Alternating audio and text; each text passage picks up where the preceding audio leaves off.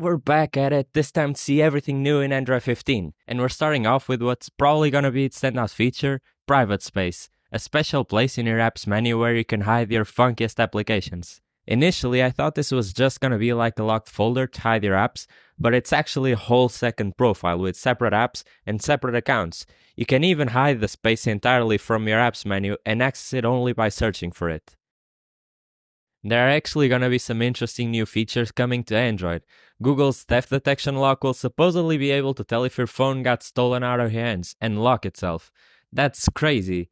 This is actually coming to all Android 10 devices and newer. Hey, can you at least check if the phone locked itself?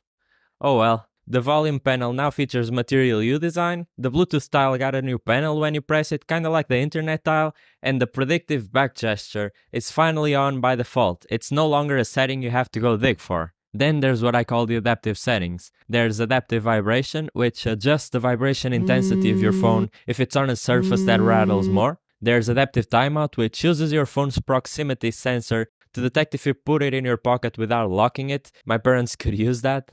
And notification cooldown, which was actually in early betas of Android 15, but was later removed, which is a real shame because this actually sounded pretty useful. With this, if an app sent too many notifications in quick succession, it would gradually lower their volume, so they wouldn't be as annoying. Hopefully we'll get this at a later stage. Other notable features include the new color contrast option, which allows you to, increase color contrast, and app archival, which is making its way out of the Play Store, so you can squeeze just that little bit extra of storage space out of apps you don't really use that much but still want to keep installed.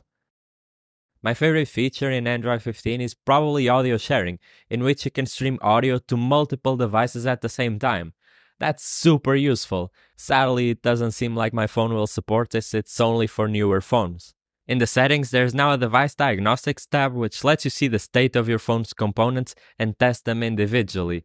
And you know when you send your phone in for repair, they usually want you to wipe it clean, which makes sense because you don't really want them snooping through your stuff anyway. Well, there's now a repair mode which makes all of your personal stuff inaccessible unless they have your password.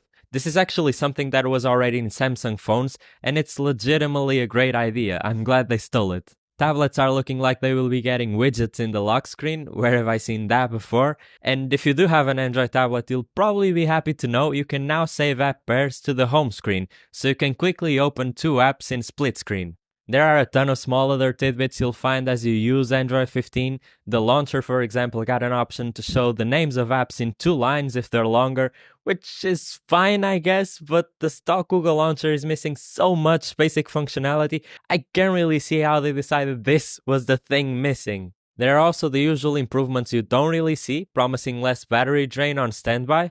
Oh, and I haven't even shown you the Easter egg. It's a V for Android Vanilla Ice Cream, its internal codename, and it follows the same space theme as Android 14 because of the satellite messaging stuff.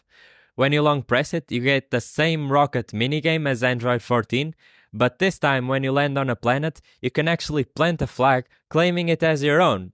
I still haven't found any planets though. Android 15 isn't a small update, but I was kind of expecting a bit more. I know the quarterly updates are supposed to spread out the exciting features over the year, and they aren't just released in one huge update anymore, but man, I'm just not really feeling this one. Even the new status bar icons which Google was testing, I'm not really into them that much. What do you think? Let me know in the comments. Maybe Google will surprise us all at their Pixel event next Monday, which are also being released earlier than usual this year, so maybe that's why. Who knows? Certainly not me. Anyway, subscribe, I'll see you next time.